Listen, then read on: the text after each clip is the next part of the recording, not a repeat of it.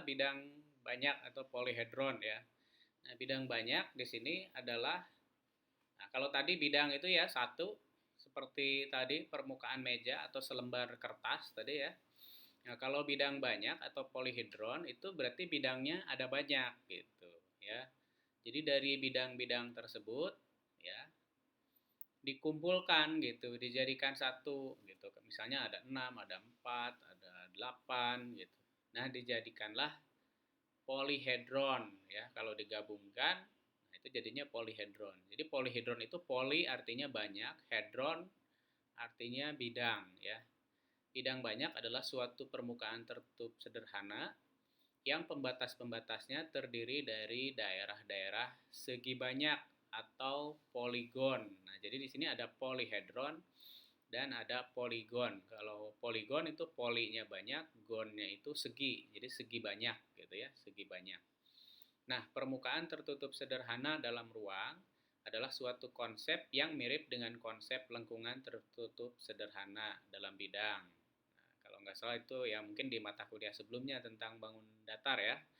Nah, permukaan tertutup sederhana membagi ruang menjadi 3 bagian lepas, yaitu himpunan titik pada permukaan, himpunan titik dalam permukaan, dan himpunan titik di luar permukaan. Jadi, kalau ibu-ibu sedang berada di kamar, kamarnya berbentuk balok, ya kan, misalnya. Jadi kamarnya rata-rata itu kamar kita itu kan bentuknya balok ya. Nah, kalau kita sedang berada di dalam kamar, artinya kita sedang berada di dalam gitu. Nah, kalau kita nempel ke dinding-dinding pada ruangan, berarti kita sedang berada di permukaan ya, berada di permukaan. Nah, kalau kita berada di luar kamar ya, misalnya ada di balkon atau di ruangan lain selain di kamar, berarti kita sedang berada di luar permukaan itu ya. Jadi ada 3 kemungkinan, ada 3 kemungkinan kondisi suatu titik terhadap bidang banyak ya. Tadi bisa pada permukaan, bisa di dalam permukaan, dan satu lagi bisa di luar permukaan. Anggaplah kita sebagai titik tadi. Jadi kita bisa berada di dalam kamar, bisa nempel di dinding, berarti kita sedang pada permukaan ya, dan juga bisa di luar permukaan kalau kita berada di luar kamar. Tuh. Nah, ini adalah contoh-contoh dari polyhedron ya, bidang banyak. Nah, kalau kita lihat di sini yang pertama A itu kubus ya. Kubus itu terdiri dari 6 buah persegi ya kan. Nah, ini sisi-sisinya atau bidang-bidang banyaknya itu terdiri dari persegi. Persegi, di bawah persegi, di samping kiri dan kanan persegi, di depan belakang juga persegi ya.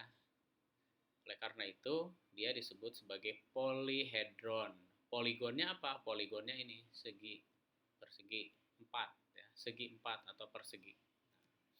Kemudian bagian B ini ada balok. Balok juga merupakan polyhedron, terdiri dari 6 bidang ya.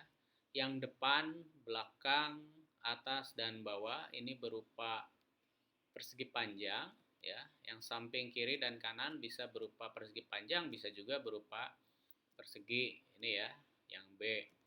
Kemudian yang C ini adalah prisma segitiga sama sisi ya, prisma segitiga sama sisi.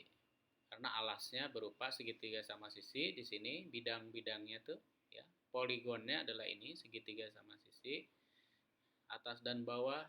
Kemudian ini ada 3 buah persegi panjang ya. Ini yang di muka, yang di depan, kemudian ini yang miring ke kiri dan ke kanan ya, sebelah sini.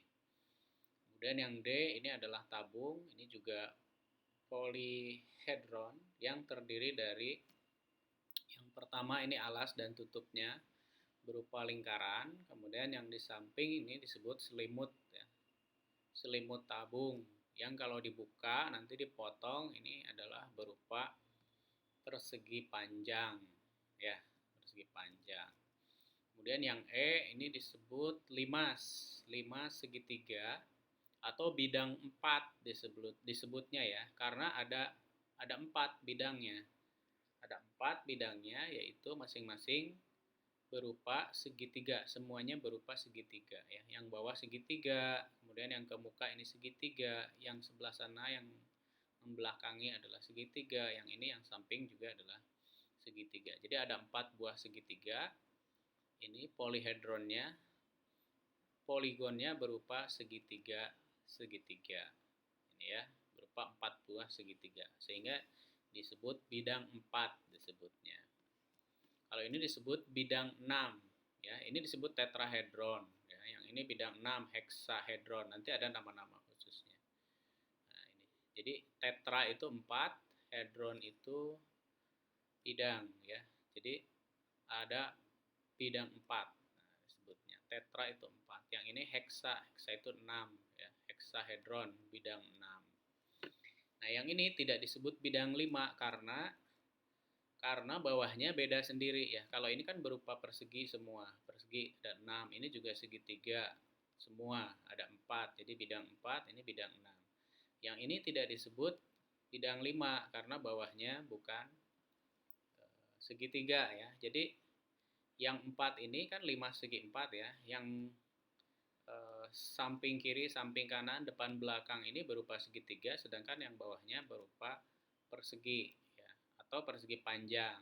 Ini sama. Nanti hasilnya akan berupa 5 segi 4 ya.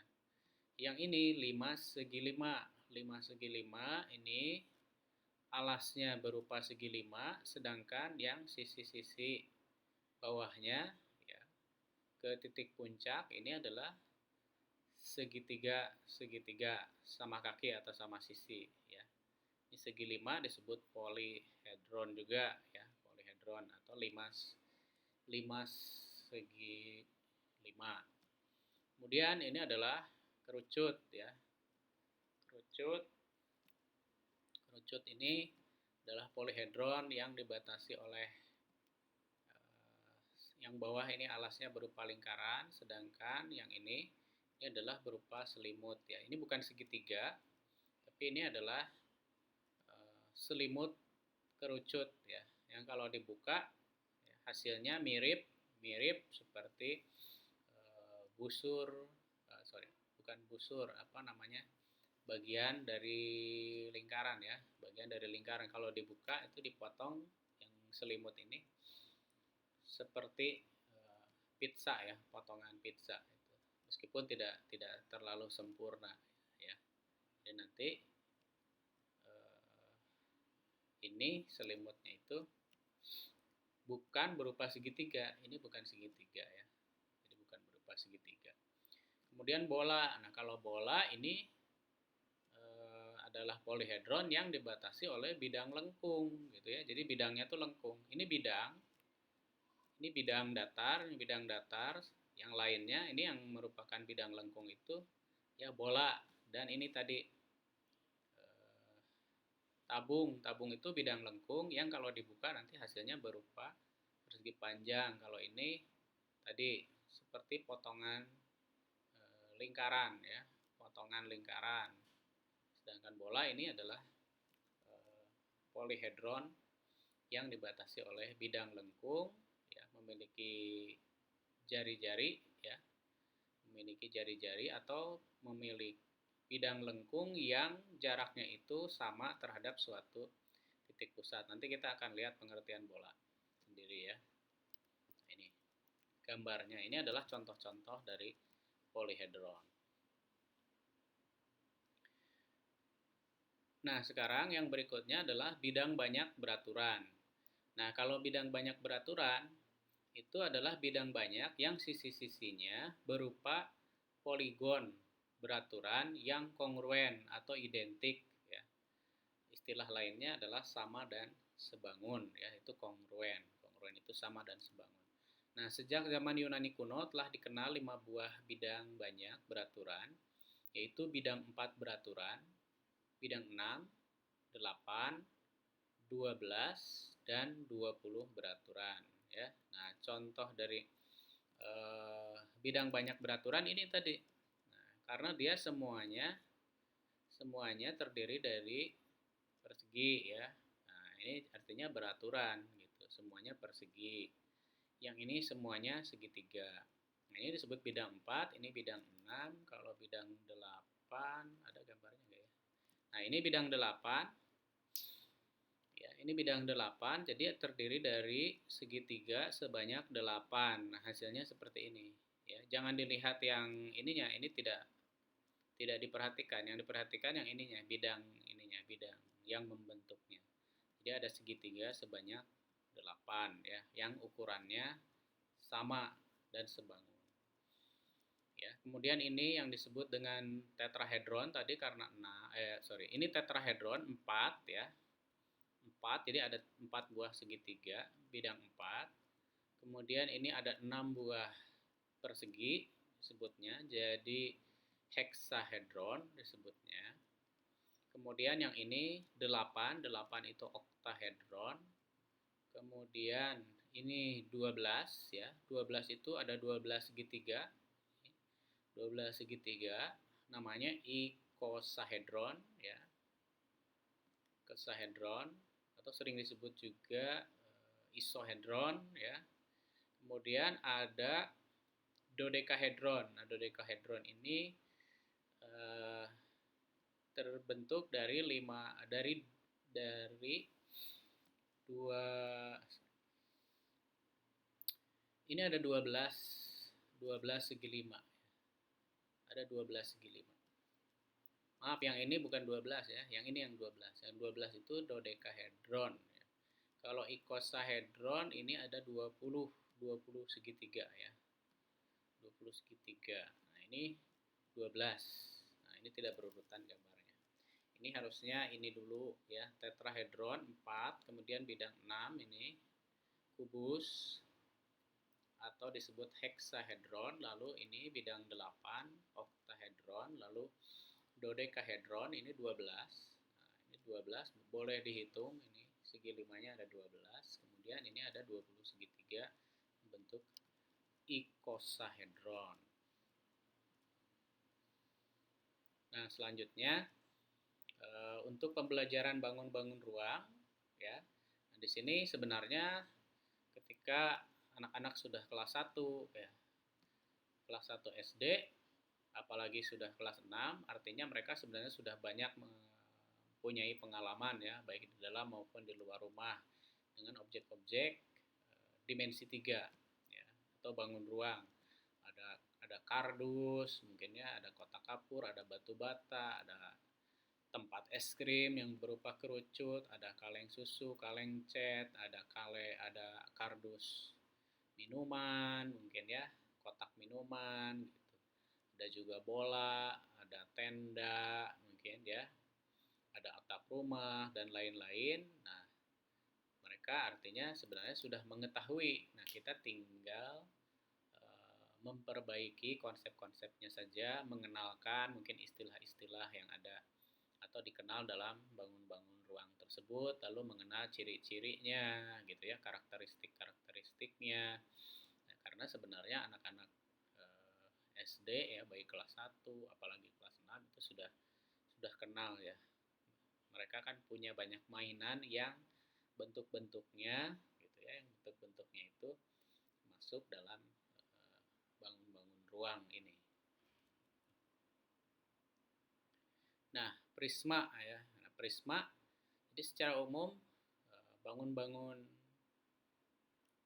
polihedron itu terbagi menjadi yang pertama adalah prisma ya. Jadi prisma itu adalah bidang banyak yang dibatasi oleh 2 bidang yang sejajar dan beberapa bidang lain yang berpotongan menurut garis-garis sejajar. Nah, jadi prisma itu ciri-cirinya adalah ada 2 bidang yang sejajar. Nah, itu yang penting ada 2 bidang yang sejajar, maka dia dikatakan prisma ya. Contohnya adalah kubus dan balok ya. Kubus dan balok lihat. Nah, di sini ini kan ada dua yang sejajar ya. Ada dua yang sejajar, atas dan bawah. Minimal ya, itu minimal. Minimal ada dua yang sejajar, maka dia disebut prisma. Nah, seperti ini. Ini atas dan bawah, kiri dan kanan, depan dan belakang. Maka kubus adalah prisma. Kubus itu adalah prisma. Balok juga adalah prisma karena bagian atas dan bawahnya ukurannya sama ya, sama dan sejajar ya. Kalau tidak yang atas boleh yang samping, kiri dan kanan ini juga sama bentuknya, atau depan belakang. Salah satunya saja. Jadi kita ambil salah satu karena ada yang sejajar maka dia disebut prisma. Ya, demikian juga dengan yang C. Yang C ini adalah prisma karena bagian atas dan bawahnya ini sama, gitu ya. Sama bangunnya yaitu berupa segitiga. Nah, jadi ini disebut prisma. Ya, disebut prisma. Kemudian tabung. Tabung juga sama, dia adalah prisma karena atas dan bawahnya ini bangunnya sama ya, berupa lingkaran. Ini contoh-contoh prisma yang atas.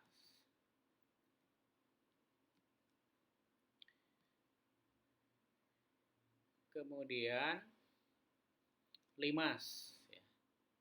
Limas dan bidang 4. Nah, limas adalah suatu benda bangun ruang yang dibatasi oleh sebuah segi banyak ya, dan segitiga-segitiga yang mempunyai titik puncak persekutuan di luar segi banyak itu, yang merupakan alas-alas segitiga-segitiga itu. Ya. Sedangkan bidang 4 adalah limas yang alasnya berupa segitiga. Nah, jadi kalau limas tidak ada ciri-ciri yang tadi. Jadi alas dan tutupnya sama gitu ya kalau prisma. Nah, kalau limas beda. Kalau limas itu alasnya berupa poligon, boleh segitiga, segi 4, segi 5, segi 6 dan lain-lain. Kemudian yang sisi-sisi yang lainnya itu berupa segitiga-segitiga yang bertemu di satu titik puncak. Nah, jadi contohnya adalah yang bagian bawahnya tadi yang E. Nah, ini. Jadi bagian bawahnya ini segitiga, jadi alasnya berbentuk segitiga, sedangkan yang lain, ini sisi-sisi yang lain adalah segitiga-segitiga yang bertemu di titik puncak ini. Jadi ini adalah limas. Ini juga adalah limas karena bagian bawahnya adalah persegi panjang atau persegi. Ya. Kemudian sisi-sisi yang lain adalah segitiga-segitiga yang bertemu di titik puncak di sini. Ya. Kemudian yang G juga ini sama. Ini adalah segi 5 alasnya. Kemudian yang lainnya, sisi-sisi yang lain berupa segitiga-segitiga yang bertemu di titik puncak. Ya. Bertemu di titik puncak. Nah, yang lain ada bisa segi 6, segi 7, dan lain-lain. Ya, kalau dia sisi-sisi yang lain berbentuk segitiga dan bertemu di titik puncak, itu juga adalah limas ya. Nah, kemudian ini adalah kerucut. Kerucut juga alasnya berbentuk lingkaran. Nah, ini selimutnya ini kan tadi mirip dengan segitiga dan mungkin kalau dipotong-potong ini mirip dengan segitiga-segitiga ya. Kalau dibuat dipotong kecil-kecil ini mendekati sebuah segitiga. Jadi karena dia alasnya berupa segi banyak, berupa lingkaran, kemudian sisi-sisi yang lain bertemu di satu titik puncak ini, ya, maka dia disebut limas. Nah, yang tidak termasuk prisma maupun limas itu adalah bola ya, adalah bola. Atau kerucut juga di sini sebenarnya punya definisi sendiri ya. Tapi kalau dilihat tadi ini tabung kan alas dan tutupnya sama ya, sehingga masuk ke prisma. Yang ini juga hampir sama dengan limas ya, hampir sama dengan limas. Nah, kita akan lihat definisi tabung sendiri. Tabung dan kerucut. Nah, tabung sendiri ini meskipun secara umum ya dekat dengan prisma. Nah, di sini dibuat definisi sendiri ya. Tabung adalah tempat kedudukan titik-titik yang berjarak tertentu R dan sebuah garis tetap S yang dinamakan tabung atau silinder ya. Nah, tabung dengan sumbu S dan jari-jari R disingkat dengan tulisan seperti ini ya. Jadi sumbunya S dan jari-jari R ya.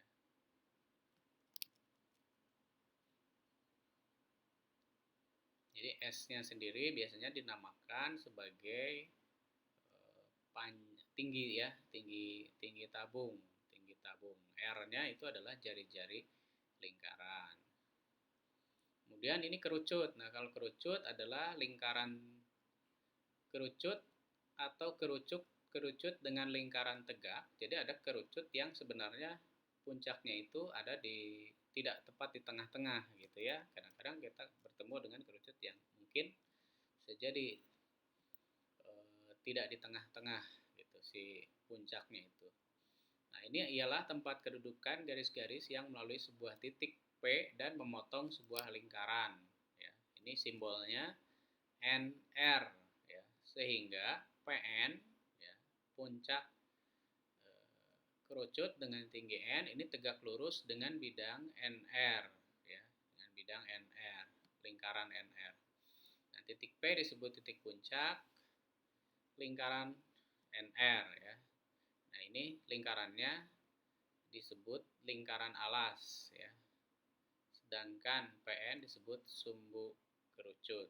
Garis-garis yang muncul ya dari kerucut yang tadi itu disebut sebagai garis-garis pelukis. Ibu-ibu bisa sambil dilihat modulnya halaman 5.23 ya, 5.23. 5.23 sambil dilihat ya. Kalau yang tabung tadi ada di halaman 521 ya. Halaman 521. Jadi tabung bisa jadi ada yang alasnya berupa lingkaran, ada yang alasnya berupa elips. Ada juga yang berupa lingkaran tapi tabungnya miring gitu ya. Berupa miring. Ini saya lupa mencantumkan gambarnya. Ibu-ibu tinggal dilihat saja di modul ya, halaman 521 dan 523 ya untuk pengertian ini. Nah, kemudian selanjutnya adalah tentang bola. Bola adalah tempat kedudukan titik-titik yang berjarak sama dari sebuah titik tetap M. Ya, itu sambil dilihat halaman 525 ya. Halaman 525. Jadi, bola adalah tempat kedudukan titik-titik yang berjarak sama ya, atau jari-jari disebutnya R dari sebuah titik tetap M. M-nya itu adalah titik pusat bola. Sehingga simbolnya adalah M R ya. Nah, dalam pembelajaran bangun ruang, nah kadang-kadang ada terjadi miskonsepsi ya. Nah, di sini ada beberapa saran dari modul ini untuk pembelajaran bangun ruang. Yang pertama, anak diminta mengidentifikasi bangun-bangun ruang di sekitar kehidupannya yang berbentuk kubus, balok, prisma, limas, kerucut, tabung, bola, dan sebagainya. Suruh dilihat itu ya. Dan suruh dipilah yang mana yang masuk kategori kubus, balok, prisma, limas, tabung, dan lain-lain. Kemudian nanti anak-anak bisa diminta untuk menyebutkan bangun-bangun ruang tersebut, lalu menyebutkan bagian-bagiannya ya, bagian-bagiannya, sisinya ada berapa, rusuknya ada berapa, dan titik-titik sudutnya ditunjukkan ya dan dihitung. Kemudian untuk memahami konsep bangun ruang ini, ibu-ibu bisa menggunakan benda-benda tiruan gitu ya. Benda-benda tiruan biasanya kalau di sekolah tuh banyak kit bangun ruang ya kan. Kit bangun ruangnya kan biasanya punya balok, punya tabung, punya kubus, punya prisma, kerucut, dan lain-lain sesuai dengan apa yang disampaikan di atas. Baik, sampai di sini dulu. Saya akan stop dulu sampai sini.